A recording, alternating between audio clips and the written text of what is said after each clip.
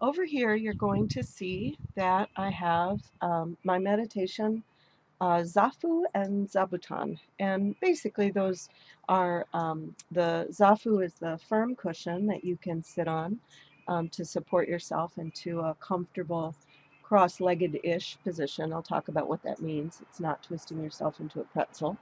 And the cushion underneath supports my knees or points of contact where my knees and my ankles are going to fall. You'll see that I have a rolled up blanket, and that will support me to find a balanced position. And I'll share with you some of those strategies. Now, let's think and you'll see a blanket, a shawl that I use to make sure that I have warmth at the ready when I'm in a sitting formal practice.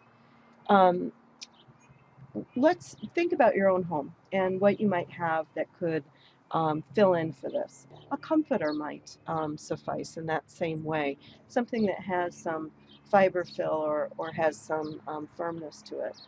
And likewise with the cushion, a really soft pillow might not be so great. You'll find that you'll sink right in.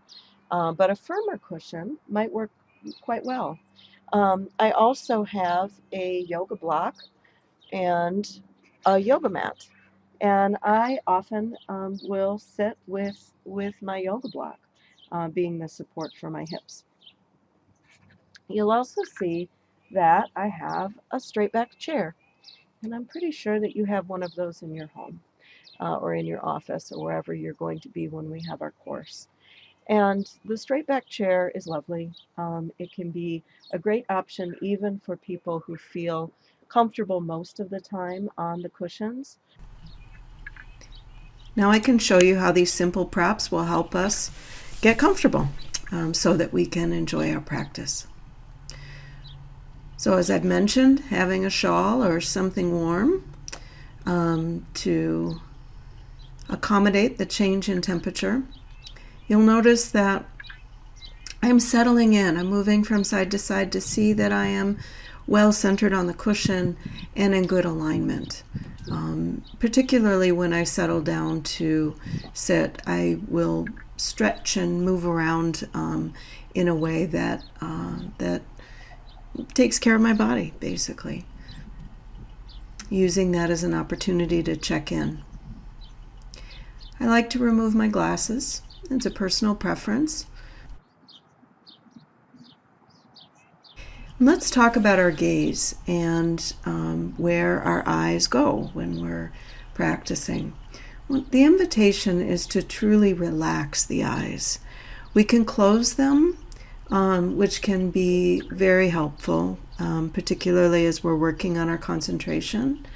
Or we may find that having our gaze rest softly on the ground, what ends up being about 3 feet or so in front of us, is a helpful way to relax the eyes and still take in what's around us.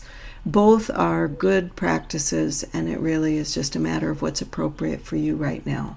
I'm going to show you how I use a blanket, a rolled up blanket, to support the pressure points that I feel around my ankles and my feet and knees.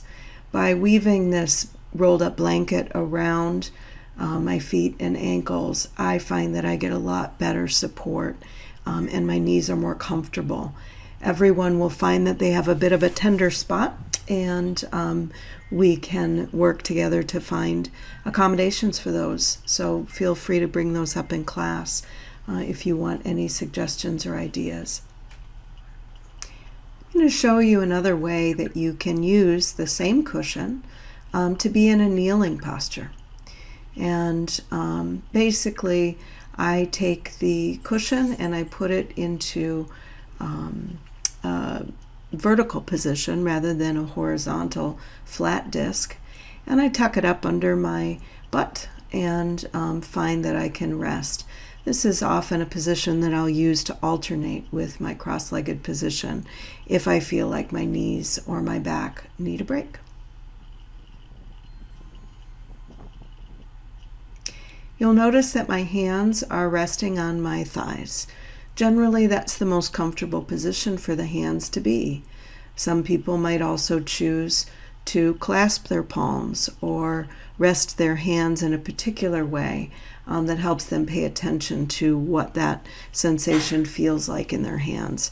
Again, these are options. There's no need to do anything special or elaborate. It's really about finding a balanced position where you can start to pay attention. Now let's move over to the chair. So as a shorter person, I find that in a straight back chair, my body position works a lot more effectively if I can prop something under my feet. Usually when I sit in a straight back chair, my feet actually dangle, so that puts strain on my back. So this position works well for me when I move into a seated position.